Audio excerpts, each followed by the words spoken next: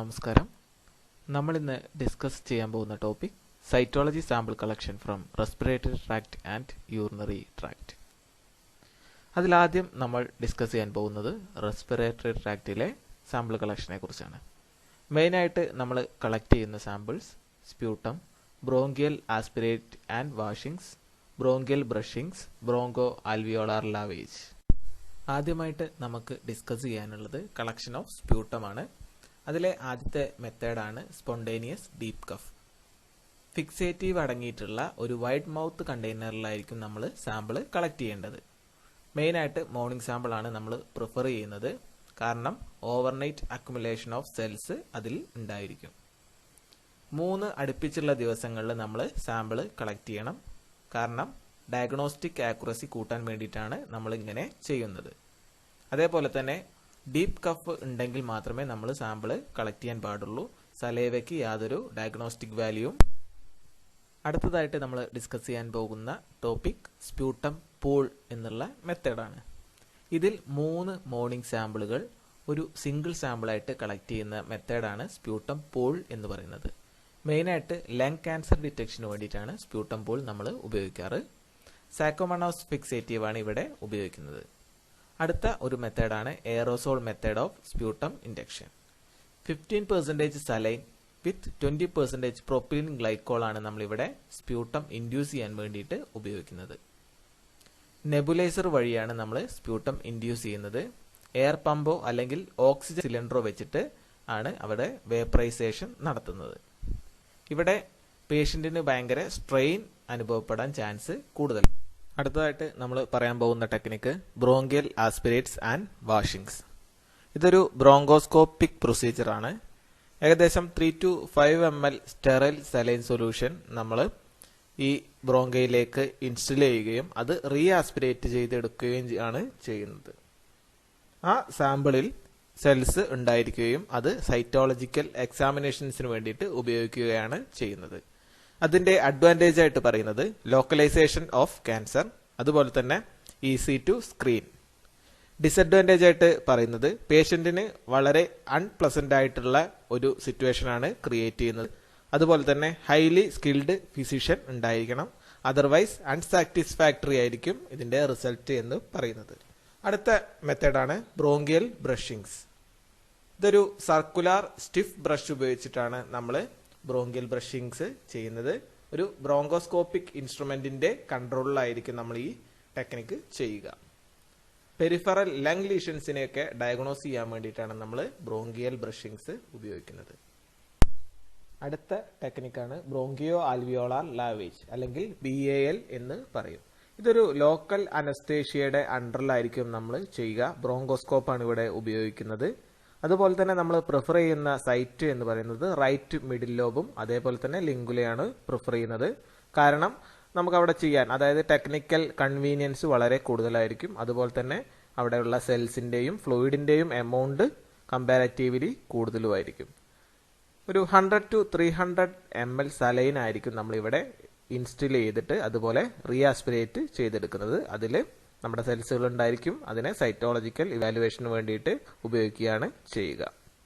We will pass the bronchoscope, which is this long thin tube, through the mouth and into the main windpipe past the vocal cords. After that, a full inspection of all the airways will be performed. If we suspect infection, we might want to do something called the lavage. We will wedge the bronchoscope at the opening of the airway that leads to the part of the lung that we're most interested in doing. We will then inject salt water into that area of the lung and suction it back out into a container. We can also perform bronchial brushings, where we pass a brush through the bronchoscope and agitate the part of the lung where we want to get samples from. If we find a lesion which looks abnormal inside the airways, we can pass small forceps through the bronchoscope and take small bites of that area. At times where we suspect a disease of the lung tissue itself and we want to get samples of the lung tissue, we will need to do a transbronchial biopsy. We'll pass the forceps deeper into the lung. Then we time the sampling so that when the patient is breathing out slowly, we take a bite of the lung tissue itself. Smaller lesions that's made of the lung tissue itself. Smaller lesions that's cytology sample കളക്ഷനിലെ അടുത്തൊരു tract ആണ് urinary tract എന്ന് പറയുന്നത്. Kidney, ureter, urinary bladder, urethra എന്നിവ അടങ്ങിയതാണ് ഒരു tract എന്ന് പറയുന്നത്. അവിടെ സാമ്പിൾ എങ്ങനെയൊക്കെ നമ്മൾ കളക്ട് ചെയ്യും, മെത്തേഡ് ഓഫ് സ്പെസിമെൻ കളക്ഷൻ എങ്ങനെയാണെന്നാണ് നമ്മൾ ഇനി ഡിസ്കസ് ചെയ്യാൻ പോകുന്നത്. ഒന്നാമത്തെ മെത്തേഡാണ് voided urine, 2 catheterised urine, 3 direct sampling technique.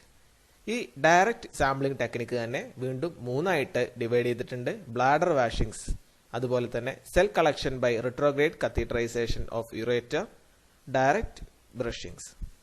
ഇവിടെ നമ്മൾ സെലക്ട് ചെയ്യുന്ന ടെക്നിക്ക് ബേസ് ചെയ്യുന്നത് എന്താണ് നമ്മുടെ ഉദ്ദേശം, അതായത് ഗോൾ ഓഫ് എക്സാമിനേഷൻ എന്താണ്, അതേപോലെ ക്ലിനിക്കൽ സർക്കംസ്റ്റാൻസസ് എന്താണെന്നുള്ളതിനെ ബേസ് ചെയ്തിട്ടായിരിക്കും നമ്മുടെ മെത്തേഡ് ഓഫ് കളക്ഷൻ.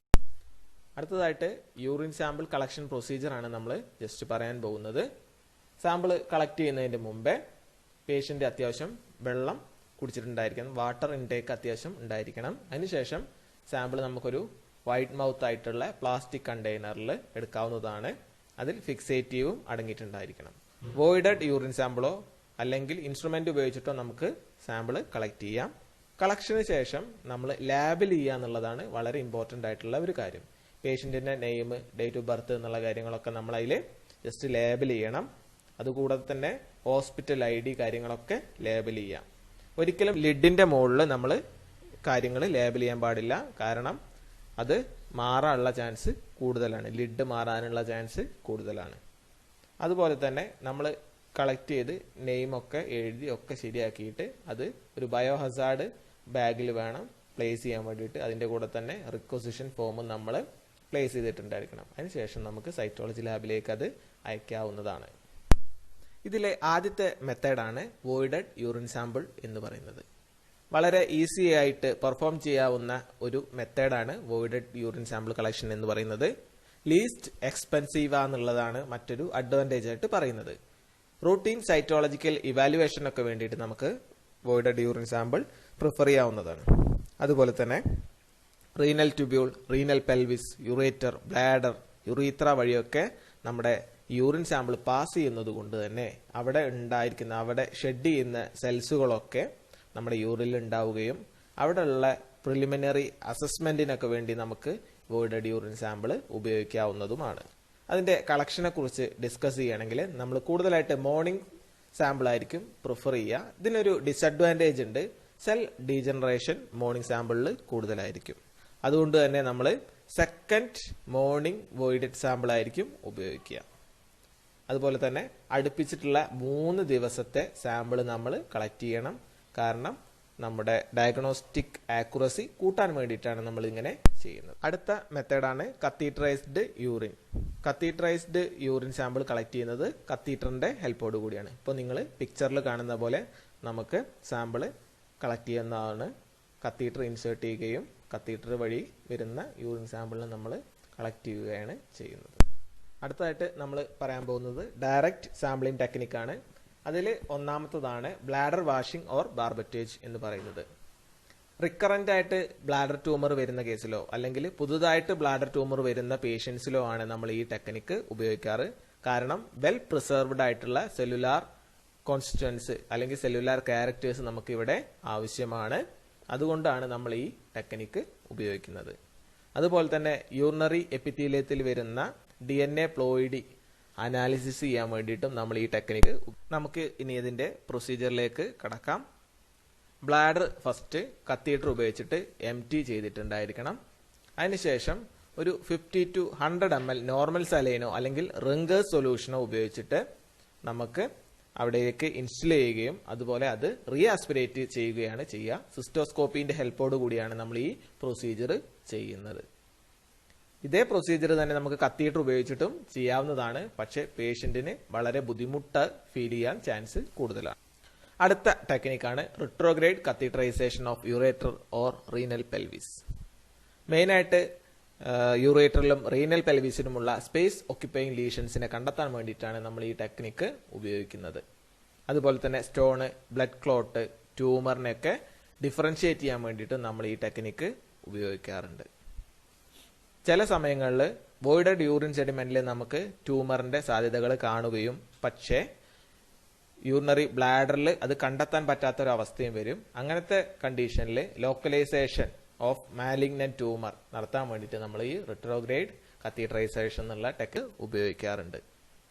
അതുപോലെ തന്നെ ലെഫ്റ്റ് കിഡ്നിയിലാണോ റൈറ്റ് കിഡ്നിയിലാണോ അതോ യുറേറ്ററിലാണോ ട്യൂമർ ലോക്കലൈസ് ചെയ്തിട്ടുള്ളതെന്ന് കണ്ടെത്താൻ വേണ്ടിയിട്ട് നമുക്ക് ഈ ഉപയോഗിക്കാവുന്നതാണ്. ഇതിന്റെ കളക്ഷനിലേക്ക് കടക്കുകയാണെങ്കിൽ സെപ്പറേറ്റ് കത്തീറ്റർ നമ്മൾ ഈ യൂറിൻ കളക്ഷന് വേണ്ടിയിട്ട് ഉപയോഗിക്കണം. രണ്ട് സൈഡിലേക്കും 2 കത്തീറ്റർ നമ്മൾ അപ്ലൈ ചെയ്യണം. ഏകദേശം കത്തീറ്റർ 3 to 4 സെന്റിമീറ്റർ ഉള്ളിലേക്ക് നമ്മൾ ഇൻസേർട്ട് ചെയ്തിട്ടുണ്ടായിരിക്കണം. കത്തീറ്ററിന്റെ ഒരറ്റം എന്തിലുണ്ടായിരിക്കണം? ഫിക്സേറ്റീവ് അടങ്ങിയിട്ടുള്ള ഒരു കണ്ടെയ്നറിൽ ഉണ്ടായിരിക്കണം. 5 to 10 ml urine sample collect ചെയ്യാൻ വേണ്ടിയിട്ട് നമുക്ക് 10 to 30 മിനിറ്റ്സ് ഇവിടെ ആവശ്യമായിട്ട് വരുന്നുണ്ട്. അതുകൊണ്ട് തന്നെ പേഷ്യന്റിനെ സംബന്ധിച്ചിടത്തോളം വളരെ സ്ലോ ആയിട്ടുള്ള ഒരു പ്രൊസീജിയറാണ് നമ്മുടെ ഈ ടെക്നിക്ക് പറയുന്നത്. അടുത്ത ഒരു ടെക്നിക്കാണ് ഡയറക്റ്റ് ബ്രഷിംഗ് പ്രൊസീജിയർ എന്ന് പറയുന്നത്. ഇതും നേരത്തെ പറഞ്ഞ പോലെ തന്നെ സ്പേസ് ഒക്യുപ്പയിങ് ലീഷൻസിനെ യുറേറ്ററിലും അല്ലെങ്കിൽ റീനൽ പെൽവിസിലോ ഉള്ള സ്പേസ് ഒക്യുപ്പയിങ് ലീഷൻസിനെ കണ്ടെത്താൻ വേണ്ടിയിട്ടാണ് നമ്മളിത് ഉപയോഗിക്കുന്നത്. പിന്നെ അതുപോലെ തന്നെ ഇത് നമുക്ക് യൂറേറ്റൽ കത്തീറ്റർ ഉപയോഗിച്ചിട്ടാണ് ഈ ബ്രഷിങ്സ് ചെയ്യുന്നത്. ബ്രഷിങ്സിൽ സാമ്പിൾ കിട്ടിക്കഴിഞ്ഞാൽ ഉടനെ നമ്മളത് സ്മിയറിലേക്ക് പ്ലേസ് ചെയ്യുകയും അതിനെ ഫർദർ പ്രോസസ്സിങ്ങിന് വേണ്ടിയിട്ട് വിടുകയാണ് ചെയ്യുക. ഇതിലെ ഇൻഡിക്കേഷൻസ് എന്ന് പറഞ്ഞു കഴിഞ്ഞാൽ നമ്മൾ തൊട്ട് മുമ്പേ പറഞ്ഞ റിട്രോഗ്രേഡ് കത്തീഡ്രൈസേഷന്റെ അതേ ഇൻഡിക്കേഷൻ ആയിരിക്കും.